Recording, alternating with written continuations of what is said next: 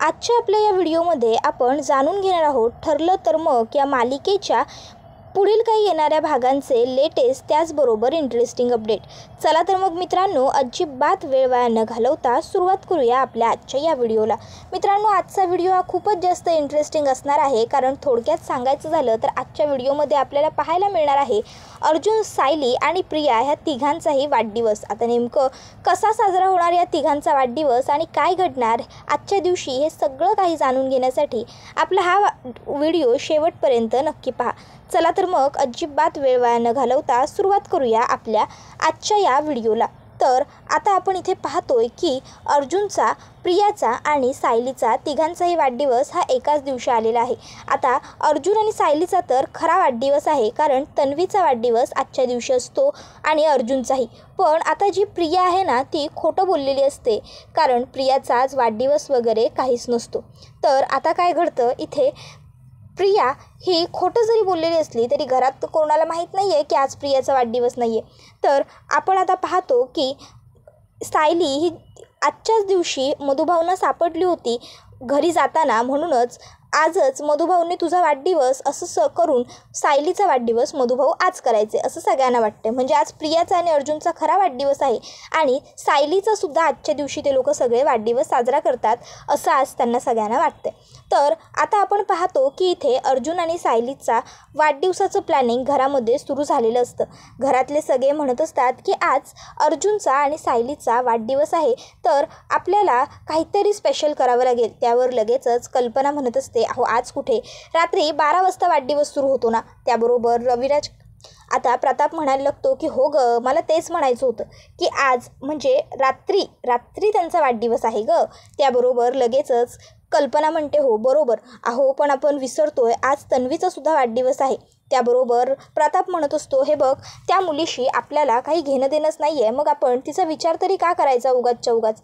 आज आपल्या मुलाचा आणि सुनेचा वाढदिवस असणार आहे, आपल्याला तो साजरा करायचा आहे। त्याबरोबर मग आता चैतन्य, सायली हे दोघं मिळून वरती सायलीच्या अर्जुनच्या वाढदिवसाचं प्लॅनिंग करत असतात। आता सायली चैतन्याला सांगते, चैतन्य भाऊजी यांना यात सगळ्यातलं काही कळता कामा नाही।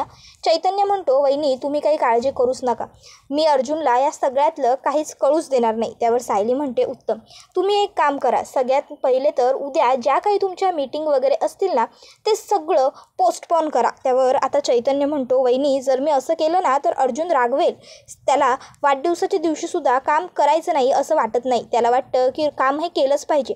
सायली म्हणते, पण एक गोष्ट लक्षात ठेवा, तुमच्या अर्जुन सरांची बॉस जर कोणी असेल ना तर ती मी आहे आणि त्यांच्या बॉसनेच तुम्हाला सांगितलंय असं समजा आणि आता कराल ना चैतन्य भाऊजी। चैतन्य म्हणतो, ठीक आहे वहिनी, काही आणायचं आहे का? त्यावर सायली सांगते, नाही भाऊजी, आणखीन तर काही नाही आहे, मी आधी केक वगैरेचं सगळं आईबाबांबरोबर सुद्धा बोलते आणि मग ते काय करायचं ते तुम्हाला सांगते, ठीक आहे। त्यावर चैतन्य म्हणतो, निवांत करा वहिनी, बोलून घ्या आणि मग मला सांगा।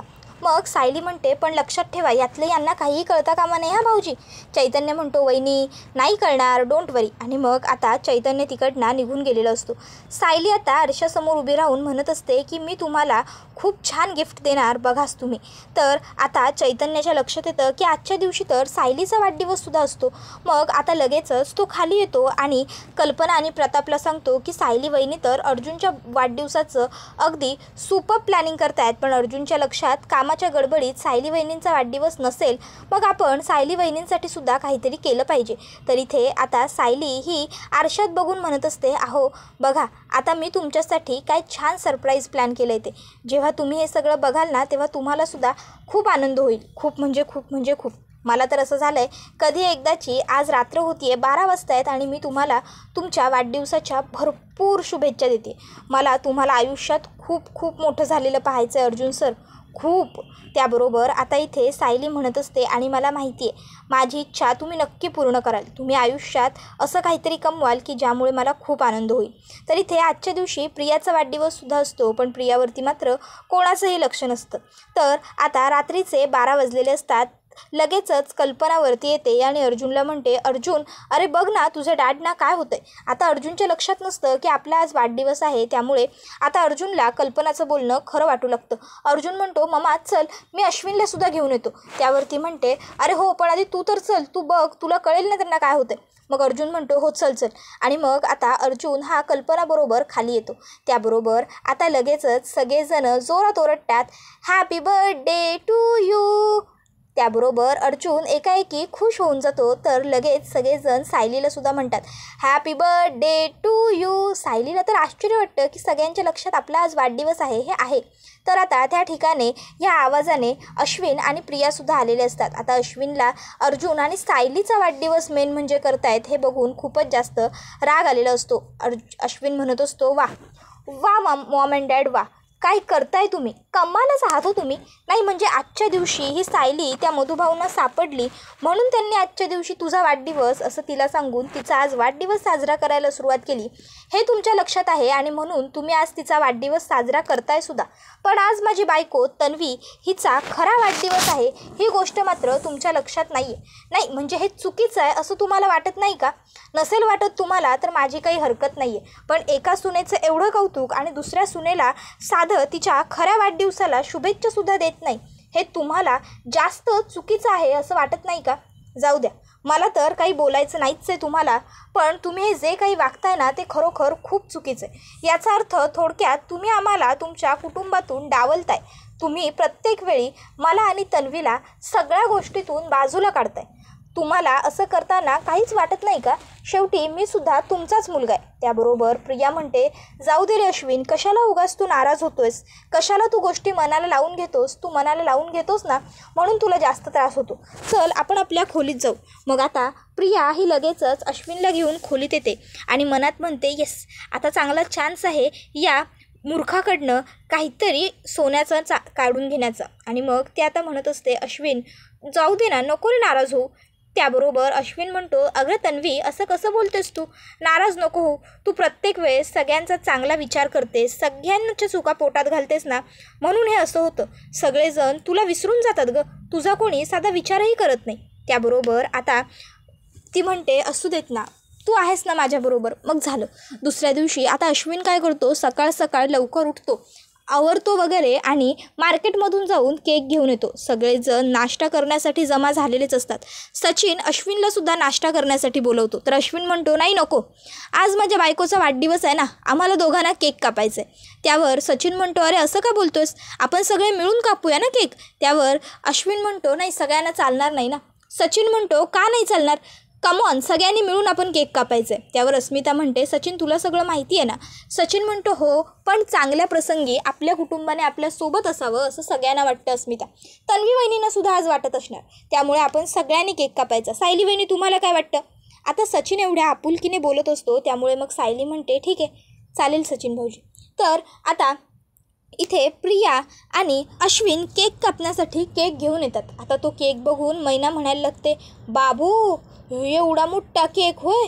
त्याबरोबर आता लगेचच सदाशिव म्हणायला लागतो, सायली आणि सायलीचा नवरा चिकट आहेत असं वाटतं मला. नाही म्हणजे या अश्विननं बघ की याच्या बायकोच्या वाढदिवसाला केवढा मोठा केक आणला तो, नाहीतर सायलीनं एवढंसंच केक आणला होता जावे बापूंच्या वाढदिवसाला. त्याबरोबर आता सायली त्यांचं हे बोलणं ऐकते आणि त्यांना सांगते की काय आहे ना आई बाबा, वाढदिवस केवढा केक कापून साजरा करतो यापेक्षा महत्त्वाचं वाढदिवस आनंदात साजरा करतोय हे असतं. आज आपण प्रियाचा सगळे मिळून वाढदिवस साजरा करतोय, पण प्रियाचा वाढदिवस आपण साजरा जरी करत असलो ना तरी प्रियाच्या वाढदिवसाबद्दल ना कोणाच्या मनात प्रेम आहे, ना कोणाच्या मनात माया आहे, ना आपुलकी. आपली फॉर्मॅलिटी म्हणून अश्विन भाऊजींना वाईट वाटू नये म्हणून यासाठी आपण सगळेजण आज प्रियाचा वाढदिवस इथं एकत्र जमून साजरा करतो. कळलं का तुम्हाला? त्यामुळे यांचाच वाढदिवस उत्तम पद्धतीने साजरा झाला आहे, कळलं ना? त्याबरोबर आता इथे लगेचच सचिन म्हणायला लागतो, मी काय म्हणतो आपण प्रतिमा आत्या आणि रविराज काकाला पण बोलवून घेऊया. त्याबरोबर आता मनातल्या मनात प्रिया म्हणायला लागते, अरे कशाला मूर्खा अजून गोंधळ वाढवतोयस. ती अर्धा मेंदू जर इथे आली आणि माझा वाढदिवस साजरा होतोय हे बघून जर तिला पुन्हा काही भूतकाळ वगैरे आठवायला लागला तर किती मोठी गडबड होऊन जाईल, तुला कळतंय का. त्यावर आता प्रिया लगेचच म्हणते, नाही नको. त्यावर सगळेच तिच्याकडे बघायला लागतात की स्वतःच्या आईवडिलांना बोलवू नका म्हणते. मग प्रिया म्हणते, नाही म्हणजे मला तसं नाही म्हणायचं, पण काय आहे ना, सध्या आई बाबा दोघंही माझ्यावरती नाराज आहेत. जर आपण आता त्यांना बोलावलं तर ते येतील तर खरे तुमच्या सगळ्यांच्या शब्दाला मान देऊन, पण ते आनंदाने नाही येणार. ते दुःख म्हणजे ते नाराज असतील आणि मला माझ्या वाढदिवसाच्या दिवशी माझ्या आईवडिलांना नाराज नाही करायचं. त्याबरोबर लगेचच सचिन म्हणतो, डोंट वरी तन्वी वहिनी, मी आहे ना, मी बघतो. आणि मग तो स्वतःच्या फोनवरून रविराज काका आणि प्रतिमात्याला फोन करतो. आता त्या सचिनने बोलवल्यामुळे रविराज काका आणि प्रतिमात्याला नाही म्हणता येत नाही. सचिनला ते दोघंही होकार देतात. सचिन फोन कट करतो आणि म्हणतो, ते दोघं येत आहेत 15-20 मिनिटात, आपण थांबूया. तर आता मग मात्र प्रियाला खूपच जास्त टेन्शन आलेलं असतं. प्रियाचा चेहरा खरकन पडतो आणि तिच्या मनात देवाला ती एकच प्रार्थना करत असते, देवा, आजपर्यंत मी मागितलेली कोणतीही गोष्ट तू मला दिलेली नाही आहेस, पण आज काहीही झालं तरी तो अर्धा मेंदू आणि तो रविराज इथे पोहोचता कामा नये. आणि जरी ते आले तरीसुद्धा त्या अर्ध्या मेंदूला काहीसुद्धा आठवून देऊ नको. जर तिला काही आठवलं तर मग मात्र माझी वाट लागेल. देवा देवा देवा, त्या सायलीच्या आईला, त्या अर्ध्या मेंदूला, त्या प्रतिमाला काही आठवून देऊ नको. नागोबा तिला गोळ्या देत असेल का? नाही, जर नागोबाने त्याचं काम चोख केलं असेल तर खरोखर त्या अर्ध्या मेंदूला काही आठवत नसेल वगैरे असे विचार तिच्या मनात सुरू असतात. तर इथे अर्जुन हा खरं तर थोडा चिडलेला असतो, कारण इथे म्हणजे प्रियाचा वाढदिवस साजरा करतायत हे त्याला आवडत नसतं. पण आता अश्विनमुळे तोही गप्प राहिलेला असतो. त्यानंतर मग अश्विन हा लगेचच सचिनला म्हणायला लागतो, सचिन, खरंच तुला माणसांची किंमत तेव्हाही होती आणि आजही आहे. आजही तू अगदी पूर्वीसारखा आहेस. आजही तू किती प्रेमाने आणि आपुलकीने बोलतोस माणसांबरोबर. नाही तर काय होतं ना, काही वेळेस माणसाकडून एखादी चूक झाली तर आयुष्यभर माणसाने आपल्यासाठी जे चांगलं केलं आहे ते सगळं काही लोक विसरून जातात आणि ही गोष्ट अत्यंत वाईट असते रे. सचिन म्हणतो, अरे तू असं का बोलतोयस अश्विन? त्यावर अश्विन म्हणतो, काही नाही रे, सहजच आपलं तुला सांगावं वाटलं, तुझ्याशी बोलावं वाटलं म्हणून बोललो. आता अस्मिताई तर माझ्याबरोबर नीट बोलत नाही, पण कमीत कमी तू तरी एवढ्या आपुलकीने बोललास, माझ्या बायकोचा वाढदिवस साजरा करण्यासाठी स्वतःहून इच्छा उत्सुकता दर्शवलीस, म्हणून मग तुला बोलावं असं वाटलं आपुलकीने. त्याबरोबर तो म्हणतो, इट्स ओके रे. तर आता लगेचच अश्विन म्हणतो, तन्वी, तोपर्यंत मला तुला एक गिफ्ट द्यायचं आहे, सो तू बेडरूममध्ये येतेस? त्यावरती म्हणते, हो चालेल ना अश्विन. मग अश्विन प्रियाला बेडरूममध्ये घेऊन जातो आणि छान तिला बांगड्या देत म्हणतो, तन्वी, ह्या बांगड्या तुझ्यासाठी. ती घालते आणि म्हणते, वाव, किती सुंदर बांगड्या आहेत अश्विन, किती तोळ्याच्या आहेत? अश्विन म्हणतो, 2 तोळ्याच्या बांगड्या आहेत. त्याबरोबर हे ऐकून तर प्रिया खूपच खुश होऊन जाते. अश्विन हा लगेच तिला म्हणतो, तुला आवडल्या ना तन्वी? त्यावर प्रिया म्हणते, हो. अश्विन म्हणतो, शेवटी तुला आवडणं हेच माझ्यासाठी सगळ्यात महत्त्वाचं आहे. तुझ्याशिवाय माझ्या आयुष्यात आता माझं असं कोणीही राहिलेलं नाही आहे तन्वी. माझे मॉम डॅड ज्यांनी लहानपणापासून सांभाळून मला लहानाचं मोठं केलं, आता त्यांनासुद्धा फक्त आणि फक्त त्या सायलीचंच कौतुक आहे. त्या सायलीच्या प्रेमाने त्यांच्या डोळ्यावरती पट्टी बांधली, पण मला खात्री आहे एक ना एक दिवस नक्की ती पट्टी दूर होईल. इतक्यात रविराज काका आणि प्रतिमा आत्या बाहेर आलेले असतात. मग आता लगेचच इकडे हाका मारल्या जातात अश्विनला आणि प्रियाला. मग ते दोघं बाहेर येतात आणि आता इकडे सगळेजण इच्छा नसतानाही happy birthday to you, happy birthday, happy birthday, happy birthday to you, happy birthday to you, happy birthday Tanvi, happy birthday to you, हे गाणं गातात. आणि मग गाणं गाऊन झाल्यावर आता प्रिया केक कापते. आता पहिला केक आईने भरवायचा म्हणून आता इथे लगेचच प्रतिमा आत्या पुढे सरसावतात, केकही कापतात आणि त्या प्रियाकडे केक घेऊनही जातात. प्रिया आता आवडीने केक खाण्यासाठी पुढे आलेली असते, पण आता प्रतिमा आत्या तो केक तिला न भरवता तिथे उभ्या असलेल्या सायलीकडे घेऊन जातात आणि आपसूक सायलीला भरवतात. केक सायलीला भरवल्यानंतर आता सायलीसुद्धा प्रतिमा आत्याचा तो हात तसाच पकडून रविराज काकांकडे जाते आणि रविराज काकांना त्या दोघी तो केक भरवतात. आता रविराज काकांना हे सगळं जरा आश्चर्यचकितदायक करून टाकणारं असतं. तर आता प्रतिमा आत्या म्हणते, रविराज असं काय करताय? आठवतंय ना तुम्हाला, तन्वी लहान होती तेव्हासुद्धा मी तिला पहिला केक भरवला की तो हात ती तुमच्याकडे आणायची आणि तुम्हाला केक भरवायची. तर लगेचच रविराज काकांना आठवायला लागतं. ते म्हणजे लगेच प्रतिमा आत्या हिला सायली म्हणायची, आई मला केक भरव ना, आई केक भरव. मग प्रतिमा आत्या तिला केक भरवायच्या. त्यानंतर मग लगेच इकडे सायलीला आठवायला लागतं, आई मला केक भरव ना, आई केक भरव. मग सायलीला प्रतिमा आत्या केक भरवायच्या. मग सायली तोच हात तिच्या बाबांकडे म्हणजेच रविराज काकांकडे न्यायची आणि म्हणायची, बाबा केक खा माझ्या हातून, बाबा केक खा ना. मग रविराज काका केक खायचे. आता ते सगळं आठवून सायलीला पुन्हा त्रास व्हायला लागतो. सायली आता दोन्ही हात घट्ट कानावरती पकडते आणि आता ती म्हणायला लागते, मला सतत राहून राहून असं का वाटतंय की या सर्व गोष्टी या अगोदरसुद्धा माझ्याबरोबर घडून गेल्यात. मला का सतत या गोष्टींचा त्रास होतोय, मला कळत नाही आहे मला नेमकं काय होतंय ते. आणि आता सायलीला होत असलेला त्रास तिच्या शब्दातून व्यक्त व्हायला सुरुवात झालेली असते. सगळ्यांना कळत नसतं की नेमकं सायलीला काय होतंय. तर सायलीला त्या गोष्टी आणखीन जास्त आठवायला लागतात. आता तिला गार्डनमधलं घरामधला त्यांचा खेळलेला प्रसंगसुद्धा आठवतो. अर्जुन आणि सायली लहान असताना खेळायचे ते सगळं तिला आठवत असतं.